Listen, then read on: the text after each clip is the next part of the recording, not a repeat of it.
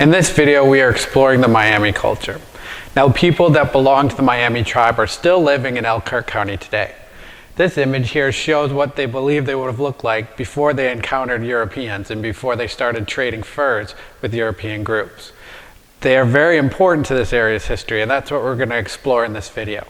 We're going to talk about how they trace their origins right here to this area, and specifically Elkhart County. We're going to talk about how they were very successful farmers, and even the biggest thing that comes out of their interaction with European groups in the fur trade that still is a part of Miami culture today. So let's explore the Miami. For the Miami people, this area is very important, mostly because this is where their culture started and they became the Miami culture they are today. So through oral tradition and history, the Miami people believe that their culture began hundreds of years ago when a group of people broke off from a much larger group in the north. Now, by the north, that may mean Canada, that might mean northern Michigan. The Miami historians aren't quite sure, but they know that they share some ancestry with people who lived in the north. So they believe a group of people broke off from the north, came down Lake Michigan. And you can see here, this is the outline of the southern shore of Lake Michigan. And these people came inland through what is today the St. Joseph River. So they traveled through the St. Joseph River and they stopped here. And when they stopped here, the Miami, according to their stories and histories, say that they came out of the water, which means that they formed their own community and formed the origins of what become the Miami today.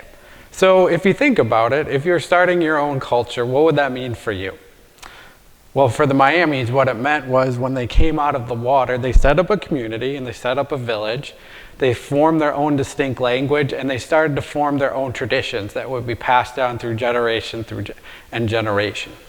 So think about if you were starting your own culture, would those be the things that you started? A village, a language, and traditions? For the Miami people, that's what it was. So as this community started to grow bigger and bigger, it was time for these people to start to expand. So a group broke off and they moved further east to what is today where the St. Joseph and Elkhart River meet. And it's the people who start this village here that give us the name Elkhart, that the city that is now located here and Elkhart County get its name. So the story of Elkhart and how it became connected to this region comes from Miami history. So the story is after a hunting party, an elk was brought back. They used the food to eat. They used every resource they could. They took the heart and it was hung from a tree, mostly as a hope for good luck in future hunting. And at some point, a woman hung it from the tree and walked away. And at some point, that heart was stolen off the tree. And the woman's reaction was she was beside herself. She was so emotional. She was so crying and wailing that people remembered that story. And that story was told over and over and over again till eventually this area where that story took place and the event occurred that name got stuck with this area and has been called Elkhart ever since. So what happened is, much like how the people that lived here broke off from the first village, which is today where South Bend is, as the communities got bigger, they started to break off and form other villages all throughout what becomes in the state of Indiana. Most prominently, their biggest village is where Fort Wayne, Indiana is today. And the Miami people were known for two things. They were known for farming and trade. And with this vast expanse of villages, and most prominently their hub at Fort Wayne, they were able to enter in this vast trading network that Native people were engaging in with hundreds of years. Living in this area was important because the Miami were able to connect through a trade network to Great Lakes all the way down to the Gulf of Mexico. So things that were in part of the trading network all the way down from places like today, which are Florida, Texas, Louisiana, Alabama, all those states, items that were there could now, through the Miami, be connected to the Great Lakes and all the people that live through here. So the Miami traced their origins here, and as they became a much bigger community and occupied most of the state of Indiana, they were very important to the trade and also to agriculture. And that's what we're going to talk about next. With the Miami people spreading throughout this area and forming their culture, and their culture becoming more and more known in this area, they became known for a few different things. The first thing, probably the most prominent thing, is they became known as prolific farmers. Every village that the Miami occupied in this area, they were farming and practicing agriculture and growing their staple crop, namesake, or what we know today as Miami corn. Now, the Miami corn that they had at every village, if you were to go back in time and say you could travel to one of these villages, what you would see is the village and then vast fields of corn all surrounding this village. Not only were they growing corn season after season, but they were also practicing crop rotations. So say, for example, they were growing corn in one field one year.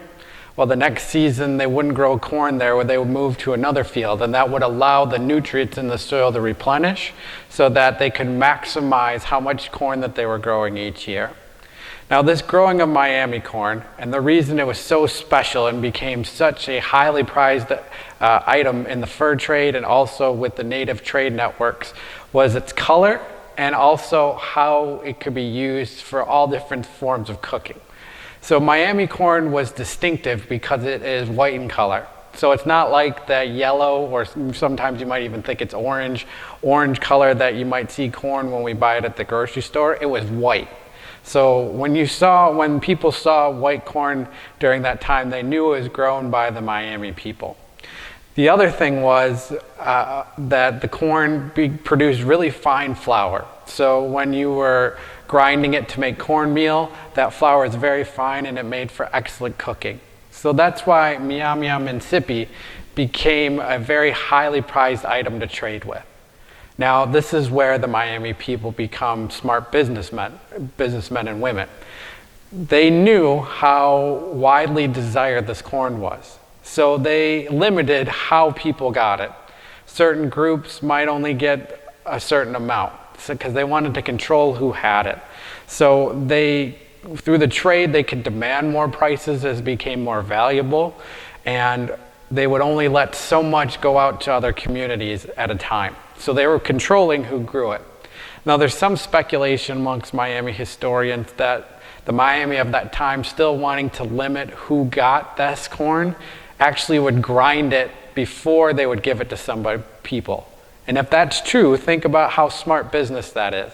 Because if you grind it, that means you can't plant it yourself. If you grind it and then give it to somebody, that other group couldn't grow it. If they were to get that ear of corn, all they would be able to use those kernels and start to plant corn themselves. And then the Miami wouldn't control that item.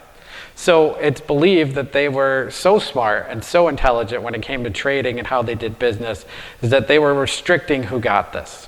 So as we see through the growing of one particular crop, namesake, we see how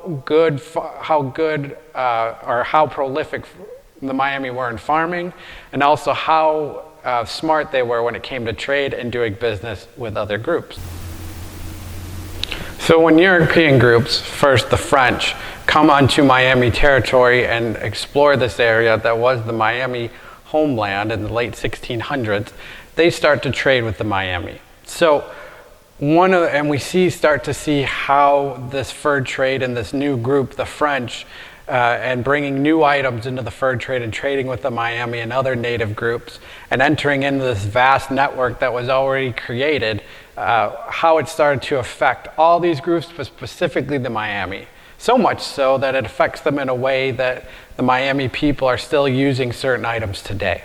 And the one item I want to talk about in particular were cloth ribbons. So if you think about the fur trade and you think about all the items that are traded, some of these things were necessities, some like tools and later firearms and cooking utensils.